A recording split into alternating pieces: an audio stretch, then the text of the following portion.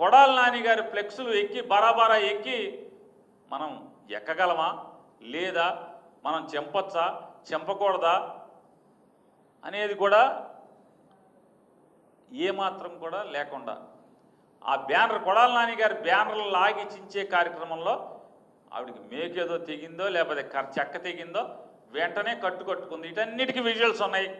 ఆవిడ బ్యానర్ ఎక్కి ఎగబాకి బ్యానర్ మీదకి ఎగబాకి ఎక్కి అవి కోసేస్తున్నప్పుడు అవి పీకేస్తున్నప్పుడు ఆ పీకిన తర్వాత ఆ క్రమంలో దెబ్బ తగలటం దానికి కట్టుకోవటం అన్నీ ఆఖరికి తెలుగుదేశం ఛానల్స్తో కూడా రికార్డ్ అయ్యి ఉంది.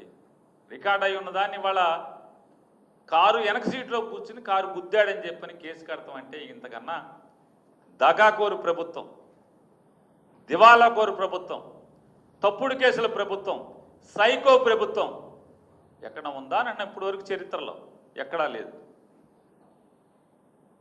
ఖచ్చితంగా ఈ సాక్ష్యాలు ఆధారాలతో సహా మా దగ్గర ఉన్నటువంటి విజువల్స్ సాక్ష్యాల ఆధారాలు అన్నింటినీ కలిపి అవసరమైతే సుప్రీంకోర్టు దాకా పోలీసులు ఎవరైతే ఈ తప్పుడు కేసును నమోదు చేసి చర్యలు చేపట్టండి.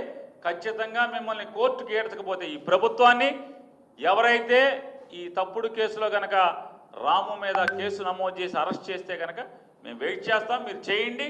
ఖచ్చితంగా న్యాయస్థానాల్లో మిమ్మల్ని నిలబెడతాం అనేది కూడా ఖాయం. మా దగ్గర అన్ని సాక్ష్యాలు ఆధారాలు ఉన్నాయి.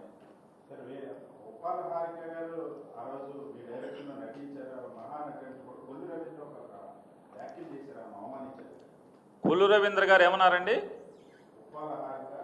వేమిరెడ్డి ప్రశాంతి రెడ్డి గారు మహాతల్లి, ఉప్పాల హారిక గారు అంటే అగ్రవర్ణాలకు సంబంధించినటువంటి ఒక రెడ్డి కుటుంబాల్లో ఉన్నటువంటి ఒక జమీందారీ కుటుంబం, అత్యంత సంపదతో కూడినటువంటి సంపన్నురాలైనటువంటి వేమిరెడ్డి ప్రశాంతి రెడ్డి గారు మహాతల్లి.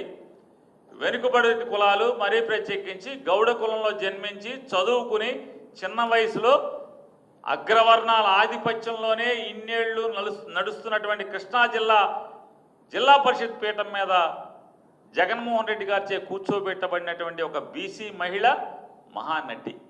ఇది ఎవరు మాట్లాడుతున్నారయ్యా అంటే మర్డర్ కేసులో ఇరుక్కుని దొరికిపోయి జైలుకి వెళ్ళి బీసీని మర్డర్ కేసులో పెడతారా, బీసీని జైల్లో వేస్తారా అనే లబాలబా బోరున దొంగ ఏడుపులు ఏడ్చినటువంటి ప్రస్తుత మంత్రి, అప్పటి మాజీ మంత్రి ఇది మాట్లాడటం.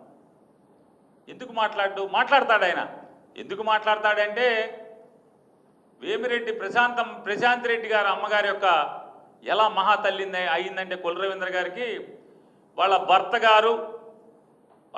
గారు చుట్టూ ఉండేటువంటి మనుషులు జిల్లాలో ఎవరిని కూడా ఏ క్వార్ట్స్ మైన్ ఓనర్ని కూడా క్వార్ట్స్ని మైనింగ్ చేయనివ్వకుండా ఎక్స్పోర్ట్ చేయనివ్వకుండా కేవలం ఎంపీ గారు అంటే ప్రశాంత్ రెడ్డి గారు వాళ్ళ కుటుంబం మాత్రమే ఎక్స్పోర్ట్ చేయాలి, మైనింగ్ వాళ్ళే చేయాలి. ఎవడు చేసినా ఆ క్వార్ట్స్ తెచ్చి వీళ్ళకే అమ్మాలి, వీళ్ళ ద్వారా ఎక్స్పోర్ట్ చేయాలి.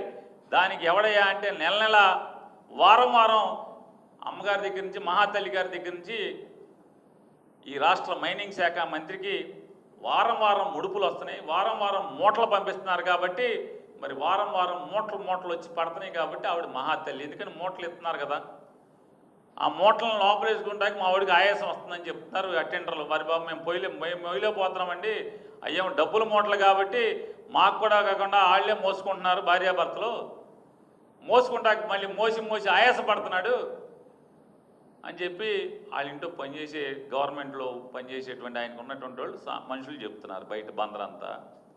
మరి ఏం చేస్తాడు? ఆవిడ మరి మూటలు ఇస్తుంది కాబట్టి ఆవిడ మహాతల్లి, ఈవిడ బీసీ నిజంగా బీసీ కులం కాబట్టి మరి ఆ మహాతల్లిని ఈవిడికి పోలుస్తూ ఈవిడ మహానటి.